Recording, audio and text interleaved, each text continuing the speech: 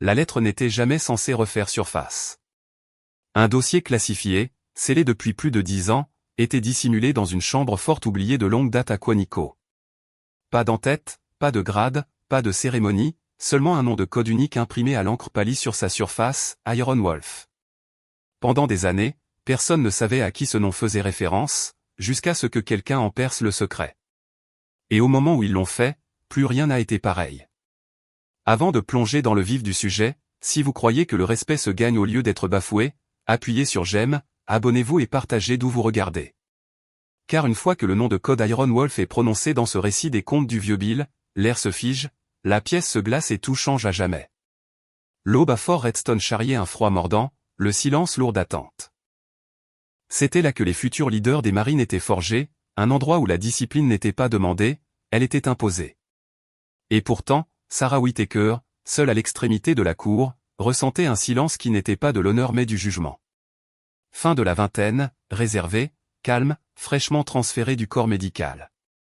Sa tenue immaculée, ses bottes lustrées comme des miroirs, sa posture exacte. Mais aucun éclat ne pouvait masquer les murmures qui s'accrochaient à elle. Quelques cadets ricanaient en passant. D'autres ne prenaient même pas la peine de baisser la voix. Pourquoi est-elle même ici? Probablement qu'elle a supplié pour entrer. Les médecins n'ont rien à faire à l'école de commandement. Elle restait immobile, les mains jointes derrière le dos, les yeux fixés droit devant. Pourtant, chaque rire, chaque regard en coin, chaque pique, elle les absorbait en silence. Puis apparut le lieutenant Blake Morgan, 26 ans, sûr de lui, débordant de l'arrogance qui lui avait été inculquée dès le premier jour. Il marchait comme si le commandement lui était dû par droit de naissance, non par effort. Il s'arrêta juste devant elle, son sourire en coin acéré comme une lame. Transféré? Marmonna-t-il assez fort pour attirer l'attention. Sergent Whittaker, corrigea-t-elle d'une voix neutre, les yeux inébranlables. Pas ici, rétorqua Morgan. Ici, vous n'êtes qu'une autre cadette qui essaie de suivre le rythme. Le groupe derrière lui ricana. L'un marmonna à propos des médecins qui jouaient aux soldats. Un autre railla qu'elle avait probablement gagné sa place avec des points de pitié. Sarah ne broncha pas, ne scia pas, ne réagit pas, mais son immobilité n'était pas de la faiblesse, car Sarah Whittaker savait depuis longtemps que ceux qui parlaient le plus fort dans une pièce avaient généralement le moins de choses intéressantes à dire. Au crépuscule, les murmures s'étaient transformés en moqueries franches. Dans le vestiaire, Morgan, appuyé sur un banc, racontait l'échange du matin à des oreilles avides. Elle m'a corrigé, dit-il, l'imitant d'une voix perçante. Sergent Whittaker, lança-t-il avec un rire rauque, faisant rire le reste du groupe. Je parie qu'elle ne peut même pas démonter un fusil sans chercher sur Internet, railla l'un. Elle va être renvoyée en une semaine, renchérit un autre. À l'autre bout, Sarah délacerait ses bottes, calme et délibérée. Elle gardait le silence. Elle ne discutait pas. Pourtant, un cadet vit ce que les autres ignoraient. La caporale Nona Torres, perspicace et attentive, remarqua la façon dont Sarah pliait son uniforme avec soin dans son casier. Ce faisant, un petit écusson usé glissa et tomba sur le sol. Nona s'en saisit vivement avant que quiconque ne le remarque. Son regard se posa sur la broderie, 3 mots, fil noir sur gris pâli, unité Iron Wolf. Elle retint son souffle. La phrase éveilla quelque chose de vaguement familier, comme des murmures provenant d'un briefing tardif ou une histoire entendue qu'elle n'était pas censée entendre. Elle le glissa discrètement. Sarah l'accepta sans un mot, le rangea dans sa veste, ferma son casier et partit sans un regard en arrière. 2 semaines s'écoulèrent, et la plaisanterie s'intensifia. Morgan s'en assura. Lors d'un exercice de combat matinal, il éleva la voix pour que tous l'entendent. Faites attention là-bas, Whittaker, railla-t-il. On ne voudrait pas que ses mains de médecin soient meurtries. Des rires roulèrent sur le terrain. Sarah les ignora comme toujours, mais Nona, observant sur le côté, remarqua quelque chose d'étrange. Sarah ne regardait pas Morgan ou leur plaisanterie. Ses yeux balayaient constamment la crête au-dessus du parcours, se rétrécissant légèrement. Ce soir-là, bien après la fin des exercices, Sarah marchait seule le long du périmètre. Ses bottes craquaient sur le gravier tandis que sa main effleurait la clôture froide. Elle s'arrêta là où les arbres se pressaient, le regard fixé sur une caméra d'angle en hauteur sur son poteau. Plus tôt, elle avait clignoté, juste 1,7 secondes. Presque personne ne l'aurait remarqué, mais Sarah, oui. Elle sortit un carnet abîmé de sa poche, griffonna quelque chose et continua son chemin. Ce soir-là, alors que la plupart des cadets remplissaient le réfectoire, la salle de stratégie était préparée pour un briefing. Des rangées de recrues s'entassaient sur les sièges, leur bavardage bas et agité. Le lieutenant Blake Morgan se prélassait à l'avant, les jambes croisées, ce sourire suffisant ne quittant jamais son visage. Puis, alors que les lumières s'éteignaient, le projecteur se figea au milieu de l'écran. Une douce sonnerie retentit dans la salle. Une notification soudaine apparut sur la console de l'instructeur, autorisation d'accès restreint. Code d'accès, Iron Wolf. Une vague de malaise se répandit parmi les recrues. L'instructeur fronça les sourcils, frappant des touches pour forcer le système, mais le système refusa de céder. Puis la tablette de Sarah, posée intacte sur son bureau, vibra une fois. Elle baissa les yeux. Un nouveau message. Pas d'expéditeur, pas de sujet, juste 4 mots lumineux sur l'écran, Iron Wolf, en attente. Sa main se figea en l'air, son pouce accéléra dans sa poitrine. De l'autre côté de l'allée, Nona Torres aperçut la faible lueur du texte. Ses yeux s'écarquillèrent, ses lèvres s'entr'ouvrirent tandis que la compréhension se dessinait lentement sur son visage, Iron Wolf. Elle ne savait pas entièrement ce que cela signifiait, pas précisément, mais elle savait une chose avec certitude, Sarah Whittaker n'était pas une cadette ordinaire. Quelque part, quelqu'un venait de la rappeler. Des heures plus tard, bien après l'extinction des feux, Sarah était assise en tailleur sur sa couchette, en silence. Son carnet était ouvert sur ses genoux, rempli de coordonnées, d'heures et de motifs inscrits, le genre de détails que personne d'autre ne semblait saisir. Elle tourna à la dernière page, sa plume traçant les mots qu'elle avait écrits, autorisation Iron Wolf 01 active. Elle ferma soigneusement le carnet, le glissa sous son oreiller et s'adossa au mur. Dehors, un vent mordant faisait claquer les fenêtres, les stores cliquetant contre la vitre. Au fond de l'installation, des serveurs cryptés traitaient la commande de dérogation, envoyant des alertes vers des réseaux bien au-delà de l'habilitation de Fort Redstone. À des kilomètres de là, à l'intérieur d'un centre d'opération scellé, un homme en uniforme impeccable se pencha sur sa console lumineuse tandis que l'alerte remplissait son écran. Colonel James Rordon. Il se figea, la mâchoire serrée, les doigts crispés en un point. Les mots clignotèrent une fois avant de disparaître dans un cryptage verrouillé, protocole Iron Wolf réactivé. Pendant un long moment, il resta silencieux. Puis, presque comme un vœu murmuré à des fantômes, il grommela, Iron Wolf activé. Sur ce, il attrapa sa casquette et quitta la pièce sans hésitation. Car chaque fois que ce nom de code refaisait surface, cela signifiait une chose, quelqu'un à Fort Redstone n'avait aucune idée de qui il se moquait, mais il allait l'apprendre. Le signal était envoyé. Les protocoles étaient de nouveau actifs. Et au cœur de la nuit, des rouages invisibles commençaient à tourner, bien au-delà de tout ce que les cadets pouvaient imaginer. Au matin, l'atmosphère sur la base était différente. L'air était plus lourd. Les conversations, autrefois légères et remplies de plaisanteries, portaient désormais une pointe de nervosité. Dans le hall d'entraînement, les cadets se glissèrent dans leur rangée, leur voix chuchotée mais inquiète. L'étrange dérogation, le message crypté, la perturbation de la nuit, c'était tout ce dont ils chuchotaient. Pourtant, le lieutenant Blake Morgan semblait indifférent. Il s'appuyait sur le podium, feuilletant des notes avec l'arrogance nonchalante d'un homme qui pensait que le monde tournait autour de lui. On devine déjà les ruses de la médecin, annonça-t-il d'un ton suffisant, assez fort pour que les rangées voisines l'entendent. Elle a probablement piraté le système pour attirer l'attention. Quelques rires nerveux suivirent, mais les rires étaient plus rares qu'auparavant.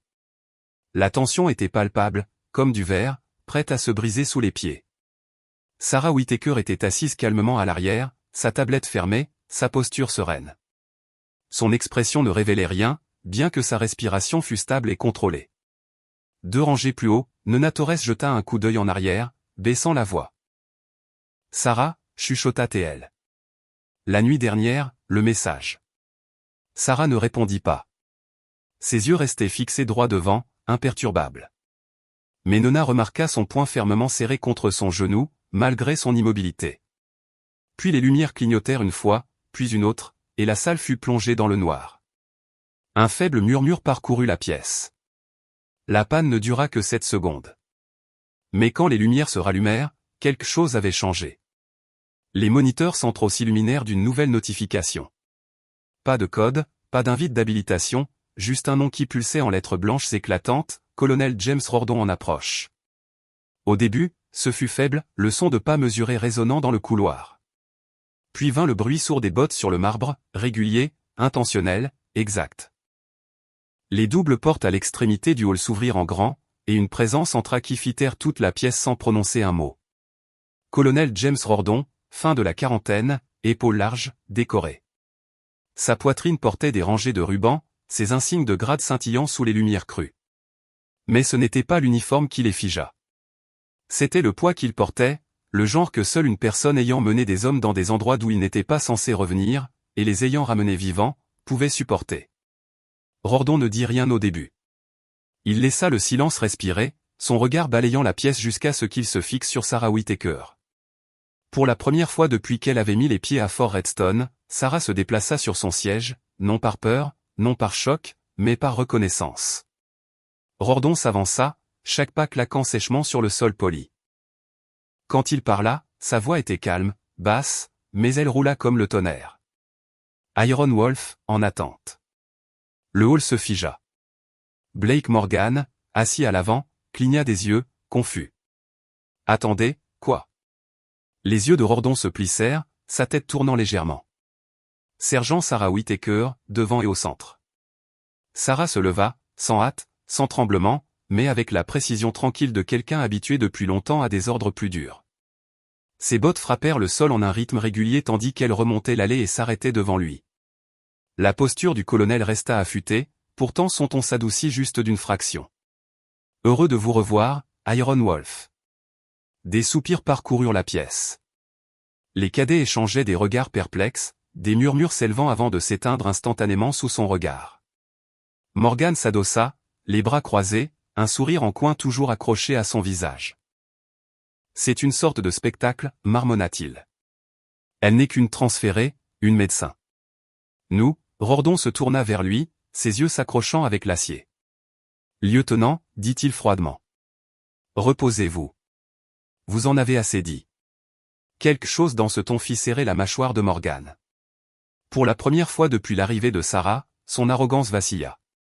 Rordon laissa le silence s'étirer avant de continuer. Vous pensez savoir qui s'entraîne à vos côtés? Son regard balaya la pièce. Vous pensez que le grade et les rubans racontent l'histoire? Il secoua la tête, sa voix stable, empreinte de fierté et de souvenir. Vous n'avez aucune idée de qui elle est. La salle était silencieuse. Personne ne respirait même. Il y a 7 ans, continua-t-il, une équipe secrète a exécuté un sauvetage non autorisé à Dawson Ridge. 12 marines étaient piégées. Les extractions standards avaient échoué. La mission avait été déclarée perdue. Il laissa les mots planer, ses yeux ne quittant jamais Sarah. Puis un seul opérateur, nom de code Iron Wolf, a mené une escouade de 4 personnes directement en territoire hostile. Pas de couverture aérienne, pas de renfort, aucune chance. 47 minutes plus tard, chacun de ces marines était libre de ses mouvements. Il prit une inspiration. Elle commandait cette unité. Un lourd silence tomba comme un rideau. Des chaises grinçaient tandis que les cadets se redressaient inconsciemment, essayant de saisir le poids de ce qu'ils venaient d'entendre. Elle n'a pas seulement hérité de ce nom, dit Rordon. Elle l'a forgé. Il s'approcha de Sarah, sa voix baissant, non pas dans le secret, mais dans la révérence. Et elle m'a sauvé la vie. Des halètements coupèrent l'air. Nona Torres regardait, les yeux écarquillés, la poitrine se soulevant rapidement d'incrédulité. Même Morgan, la bouche à moitié ouverte à la recherche de mots, s'affaissa sur son siège, le visage décomposé. Rordon lui fit face entièrement, son ton tranchant comme une lame. Vous vous êtes moqué d'elle, dit-il doucement, mais ce calme coupait plus profondément que n'importe quel cri. Vous l'avez qualifiée de faible, d'indigne. Morgan tenta de se reprendre, s'asseyant plus droit. Je ne savais pas qui elle était, bégaya-t-il. C'est exactement le problème, lieutenant, répondit Rordon. Vous n'avez jamais demandé. Il se tourna vers les cadets, la voix ferme, autoritaire, finale. À partir de maintenant, vous la traiterez avec respect. Sergent Sarah Whittaker, unité Iron Wolf. Et si vous pensez que cela concerne le grade, il marqua une pause, son regard balayant chaque visage dans le hall, alors vous n'êtes pas prêt à diriger des marines. Et puis quelque chose qu'aucun d'eux n'attendait se produisit. Un cadet isolé au fond se leva lentement, les talons joints, et claqua un salut. Un autre suivit, puis un autre. En quelques secondes, le hall s'anima du claquement sec des bottes, les dos droits, les bras levés, des centaines de saluts en parfaite synchronisation. Pour la première fois depuis son arrivée à Fort Redstone, Sarah Whittaker se tenait devant eux, silencieuse, son expression impénétrable, mais sa présence inébranlable. Et dans ce silence, l'atmosphère changea. Elle n'était plus seulement une transférée. Elle n'était pas la médecin qu'il ridiculisait ou l'étrangère dont il chuchotait. Elle était Iron Wolf, et chaque âme dans ce hall le savait désormais. Mais le colonel Rordon n'avait pas terminé. Il s'approcha, baissant la voix pour que seule elle puisse entendre. « Il le voit maintenant », murmura-t-il. Mais il ne s'agit pas d'eux. La mâchoire de Sarah se serra. Alors de qui s'agit-il? Son regard se durcit. Quelqu'un surveille cette base, dit-il d'un ton neutre, quelqu'un qui ne devrait pas, les yeux de Sarah se plissèrent, ses doigts se crispant sur le côté. Alors ça recommence, chuchota-t-elle. Rordon hocha la tête une seule fois. Bienvenue de nouveau, Iron Wolf. Les saluts cessèrent, mais le silence persista.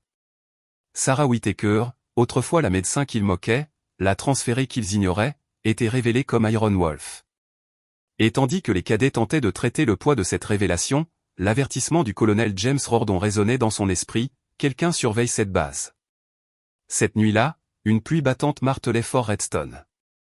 Sarah était assise sur le bord de sa couchette, sa tablette cryptée éclairée par les mêmes 4 mots, Iron Wolf, en attente. Avant qu'elle ne puisse y réfléchir, des alarmes retentirent à travers le camp. Brèche détectée. Périmètre ouest. Les cadets se précipitèrent hors de leur couchette. Les ordres fusaient. Les sirènes hurlaient sur la base. En quelques minutes, le hall de stratégie débordait de chaos. Rordon se tenait au centre, donnant des ordres avec précision. Confinement, Alpha. Scellez les portes. Sécurisez l'armurerie. Mais la voix d'un jeune officier coupa l'air, tremblante et pâle. Monsieur, ils ne viennent pas de l'extérieur. Rordon pivota brusquement. Quoi? Des capteurs internes se sont déclenchés. Quiconque est à l'intérieur était déjà là. La pièce se figea. Ses yeux allèrent droit sur Sarah. Elle sude. Prenez Torres. En mouvement. Sarah saisit son arme de poing. Et en quelques secondes, elle et Nona Torres sprintaient dans les couloirs, leurs bottes claquant contre les sols polis tandis qu'elles s'engouffraient dans des halls sombres. Les passages étaient silencieux, éclairés seulement par le faible scintillement des lumières d'urgence. Puis Sarah le repéra, un panneau d'aération près du flux de sécurité, fraîchement dérangé. Ils sont passés par là, marmonna-t-elle. Puis vint un son, faible, subtil, le frottement d'une botte derrière eux. Sarah pointa son arme. Sortez. De l'obscurité, une silhouette émergea en treillis noir, portant un équipement silencieux, qu'aucune unité de marine ne transportait. Il ne se figea qu'un instant avant de se jeter en avant. Nona tira. L'intrus esquiva et fila dans le couloir. Sarah n'attendit pas. Elle le poursuivit, traversant des couloirs sinueux jusqu'à déboucher dans l'aile de maintenance inférieure. Elle s'arrêta brusquement au bout du couloir. C'est alors qu'elle le vit. Un appareil fixé au panneau de sécurité principal, clignotant silencieusement. Elle l'arracha, le tournant dans sa main. Pas de technologie étrangère, pas de sabotage aléatoire. Matériel militaire américain. Quelqu'un à l'intérieur avait autorisé cette brèche. À l'aube, les sirènes s'étaient tues. Les infiltrés étaient partis, ne laissant ni victimes, ni équipements volés, juste des dispositifs placés et de sombres questions. Ce n'était pas une attaque, dit Sarah, posant l'appareil sur la table avec un claquement sec. Il n'était pas là pour détruire quoi que ce soit. Le visage de Rordon s'assombrit. Non, dit-il doucement. Il nous mettait à l'épreuve. De l'autre côté de la pièce, le lieutenant Blake Morgan, le même homme qui s'était moqué d'elle depuis le premier jour, s'avança avec hésitation. Son arrogance avait disparu, remplacée par un malaise. Je ne savais pas, marmonna-t-il. Sarah l'étudia, impénétrable. Finalement, elle répondit. Maintenant, vous savez. Alors que l'aube se levait sur Fort Redstone, Sarah se tenait sous l'auvent trempé de pluie, les yeux fixés sur l'horizon brumeux. Le nom de code enterré il y a des années était de nouveau vivant, Iron Wolf. Et quelqu'un là-bas voulait voir si elle avait oublié qui elle était. Il se trompait, car Sarah Whittaker n'était pas là pour s'intégrer. Elle n'était pas là pour impressionner. Elle était là pour diriger. Et maintenant, toute la base savait exactement qui elle était.